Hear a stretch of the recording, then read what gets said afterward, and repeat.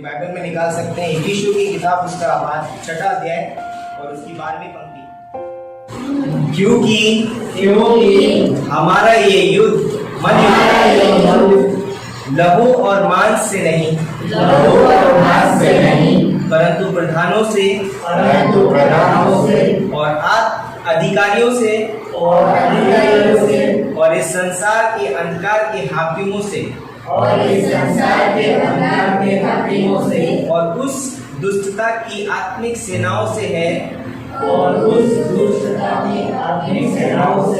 जो आकाश में है। हम धन्यवाद देते हैं, तेरे नाम को ऊंचा उठाते हैं, तेरी महिमा तेरी स्तुति करते हैं। मेरे मुख को इस पवित्र तरह से मेरे नहीं परंतु तेरे वचन निकले, अपने वचन के द्वारा तो अपने लोगों से बातें कर, पवित्र आत्मा के द्वारा अगुवाई करो। तो यीशु मसीह के नाम से मांगते हैं, आमीन। तो यहाँ पर हम एक चीज देखते हैं, बाइबल बताती है कि हमारा ये मल युद्ध लहू और मांस से नहीं है। तो मेरे संदेश का जो टाइटल होगा वो ये होगा कि फाइटिंग अ राइट बैटल, है ना, सही युद्ध को लड़ना, है ना, सही युद्ध को लड़ना। मीन्स कहना चाहिए कि राइट माने कि सही होता है ना। और कई बार एक व्यक्ति, एक विश्वासी जो है एक गलत आत्मिक संग्राम में हो सकता है ना, एक फिजिकल लड़ाई में हो सकता है। तो यहाँ पर बोलते हैं कि इफिसियों का 6:12 बताया गया है कि हर एक विश्वासी जो है, प्रत्येक विश्वासी एक युद्ध के अंदर है। तो हम जहाँ कहीं भी हैं और युद्ध के अंदर हमारा कोई समय निर्धारित नहीं है कि हम इतने समय तक युद्ध में हैं और इतने समय तक युद्ध में नहीं रहेंगे।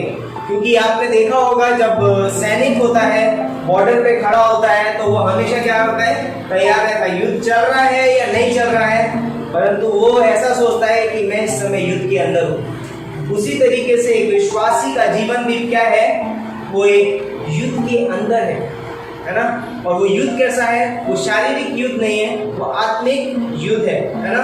यहाँ पर हमको इफिसियों का 6:12 में हमको पता चलता है। तो एक विश्वासी को ये जानना बहुत जरूरी है कि मेरा दुश्मन कौन है ना। यदि एक विश्वासी को ये नहीं पता है कि मेरा दुश्मन कौन है तो वो लड़ नहीं पाएगा।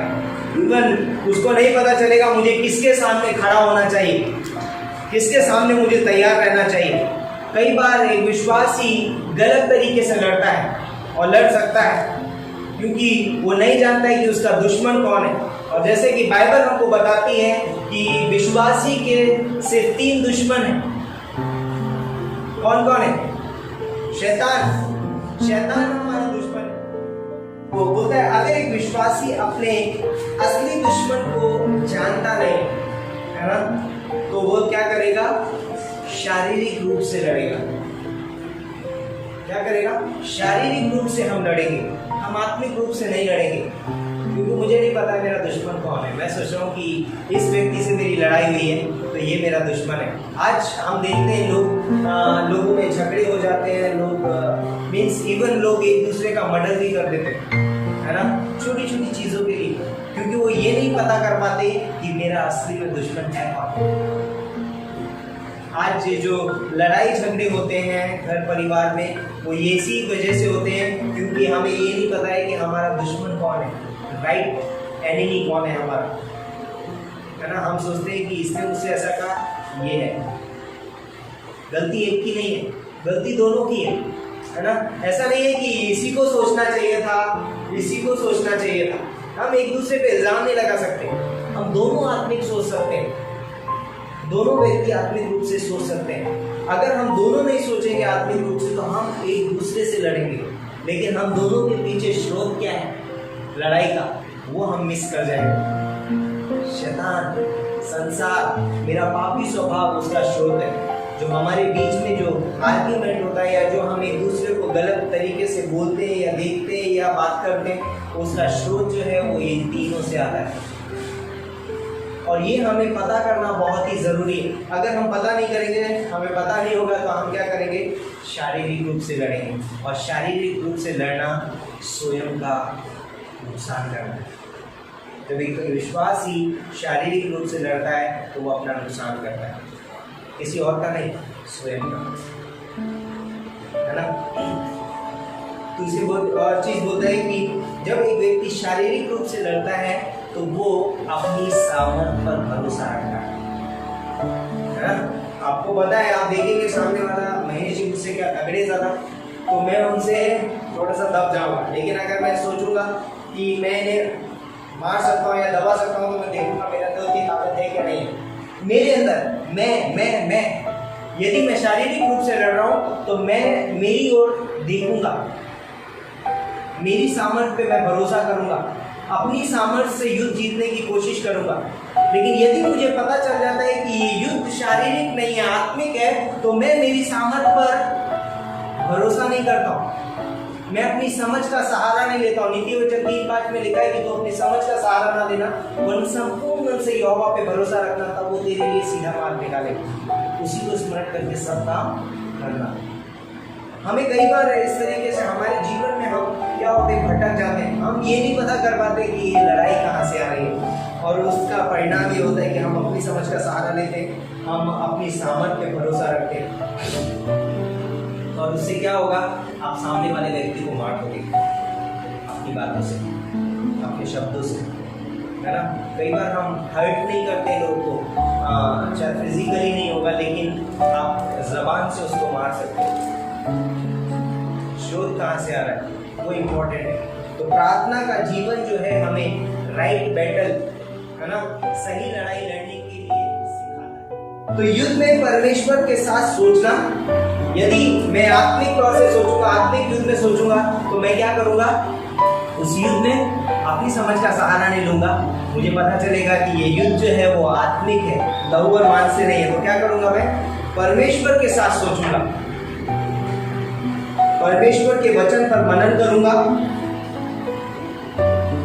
वचन से उत्तर दूंगा यदि जरूरी है तो, है ना। नहीं तो कई बार हमको ज्यादा बोलने की जरूरत नहीं है, कई बार हमको शांत खड़े रहना बहुत जरूरी है। यीशु मसीह बाइबल में यहाँ पर अगर इफिसियों 6 अध्याय पढ़ेंगे, उसमें यहाँ ये नहीं लिखा है कि आप फाइट करिए, लड़िए, आपको बोला गया है कि खड़े रहिए और सारे हथियार बांध लो। आप अगर आगे पंक्तियाँ पढ़ेंगे, आप 13 से लेके आगे तक आप पढ़ेंगे, वहाँ पर लिखा है कि सारे हथियार बांध लो, उद्धार का टोप पहन लो, धार्मिकता की चिलम पहन लो, है ना, सत्य से अपनी कमर कस लो, है ना, बोलता है कि मेल के सुसमाचार के जूते पहन लो, विश्वास की ढाल ले लो, वचन की तलवार ले लो, आत्मा में प्रार्थना करो, है ना। ये सारी चीजें हमें, हमारी जरूरत है, ये सारी चीजें। और वो सारी चीजें क्या है, परमेश्वर के वचन में पाई जाती है। परमेश्वर के वचन में वो हथियार है, और जब हम परमेश्वर का वचन लेकर खड़े रहते हैं, उन हथियारों के साथ हमें क्या करना है, सिर्फ खड़े होना है। तो हम क्या करते हैं, वचन से उत्तर देते हैं, और यदि जरूरत पड़ी तो, नहीं तो हम क्या करेंगे, शांत खड़े रहेंगे। Trust God. परमेश्वर बोलता है खड़े खड़े परमेश्वर के उद्धार का कार्य देखो। जब हमारे सामने कुछ आता है, कई बार हमें शांत हो जाना चाहिए। बहुत सारी लड़ाइयाँ तो शांत रहने से मिल जाती हैं, अधिकतर शांत रहना है, और हमें क्या करना है, परमेश्वर पर भरोसा रखना है। और जब हम अपने जीवन में शांत रहते हैं, तो परमेश्वर मुझे युद्ध में विजय दिलाता है। जब हम अपने जीवन में, समय में परमेश्वर पर भरोसा रखते हैं, परमेश्वर के वचन के साथ, परमेश्वर के वचन पे मनन करते हैं, परमेश्वर के साथ सोचते हैं, है ना, वचन से उत्तर देते हैं, शांतता का समय हम रखते हैं, चुपचाप खड़े रहते हैं, तो हम क्या करते हैं, परमेश्वर हमें उस युद्ध में क्या करता है, विजय दिलाता है। तो एक विश्वासी को इम्पोर्टेंट है ये जानना कि मेरी ये लड़ाई कहाँ से आ रही है। और जब हम इस बात को जान जाते हैं, हम अपने जीवन में राइट बैटल लड़ेंगे, सही युद्ध में हम जाएंगे, क्योंकि हमारा ये मन युद्ध आत्मिक सेनाओं से, दुष्टता की अधिकारियों से, आत्मिक सेनाओं से, हमारा ये मन किसी व्यक्ति से नहीं है, किसी मनुष्य के साथ नहीं है। हमारा दुश्मन कोई मनुष्य नहीं है, हमारा दुश्मन हमारा पापी स्वभाव है, हमारा दुश्मन हमारे होते कि ये संसार का सिस्टम है, और हमारा जो दुश्मन है हमारा शैतान।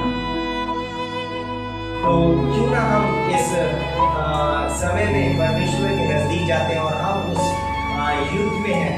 तो हमेशा युद्ध में, ये मत सोचिए कि अभी मैं युद्ध में हूँ, थोड़ी देर के बाद नहीं रहूँगा, इसलिए हमें तैयार रहना बहुत ही जरूरी है। इसलिए होता है इफिसियों 6:13 में आगे सारे हथियार बांध लो।